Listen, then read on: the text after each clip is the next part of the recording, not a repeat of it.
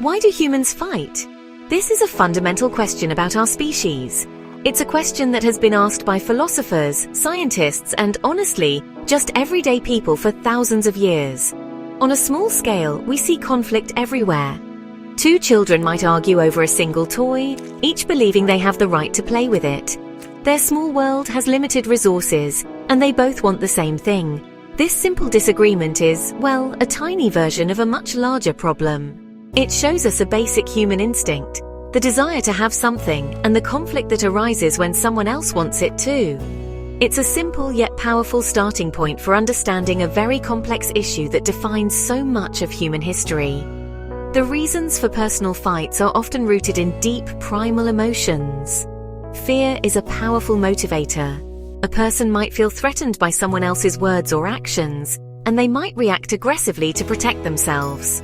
This is a survival instinct. Another major reason is a misunderstanding. Sometimes people just don't communicate clearly. One person might say something that the other person interprets as an insult, even if it was not meant to be. This small failure in communication can grow into a large argument. These personal conflicts driven by fear, resources, or simple miscommunication are the building blocks of larger, more destructive disagreements that can escalate far beyond two individuals. Think about a group of friends who disagree on where to go for dinner. This small conflict can reveal underlying issues. Maybe one person feels their opinion is never heard. Maybe another person is worried about spending too much money. These feelings of being ignored, of being insecure, can make a simple decision very complicated. Now imagine this on a much bigger scale. Imagine not just a few friends, but millions of people. The same basic emotions are still there. The desire for resources, the fear of others, and the feeling of being treated unfairly are powerful forces that can move entire populations toward conflict when they are amplified by leaders and national narratives. So when we ask why wars happen, we must first look at ourselves. The seeds of conflict are inside each of us. They are part of our human nature. We are social animals, but we are also individuals with our own needs and fears. Understanding these small personal conflicts is the first step to understanding the massive, devastating conflicts we call wars. The fight over a toy, the argument between friends, the misunderstanding between neighbors, they all contain a small piece of the answer.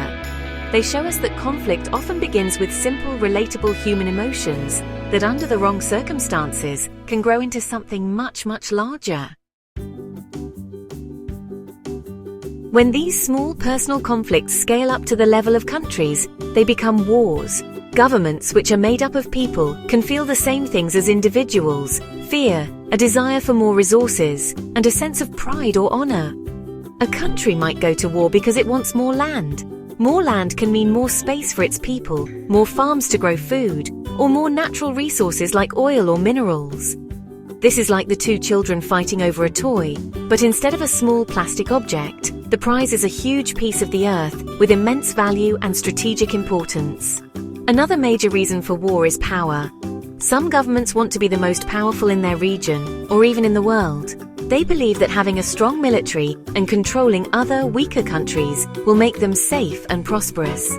This is a dangerous game of dominance. One country might increase the size of its army to feel more secure. However, its neighboring country might see this as a threat. In response, the neighbor also builds up its military. This creates a cycle of fear and suspicion, where each side feels it must become stronger than the other, making a future conflict almost inevitable. Safety, or national security, is another powerful driver of war. A government might believe that another country is a direct threat to its existence. It might fear an invasion or a political change forced upon it by an outside power. In this situation, a government might decide that the best way to protect itself is to attack first. This is called a preemptive war. The logic is to neutralize the threat before it can grow stronger and do real harm. This decision is often based on fear and a lack of trust, and it can lead to devastating consequences, sometimes based on incorrect information or exaggerated fears about the other side's intentions. Finally, wars can be fought over ideas and beliefs. This can include religious beliefs, political systems, or national identity. For example, one country might believe that its form of government, like democracy, is the best system for everyone. It might try to force that system on another country that has a different system, like a monarchy or a dictatorship. These wars are often called ideological conflicts. The people fighting in them believe they are on the side of good, fighting for a just cause. This strong belief can make these wars particularly long and brutal, as each side feels it is fighting for the very soul of their nation. History is filled with examples of wars, and each one offers a lesson.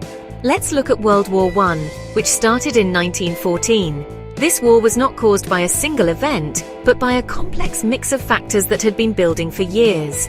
The major powers in Europe were competing for colonies and resources around the world.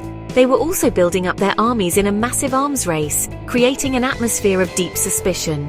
A strong sense of nationalism made people feel that their country was superior to others. All that was needed was a spark.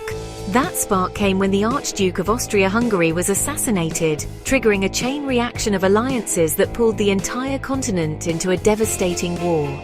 Another famous example is the Cold War.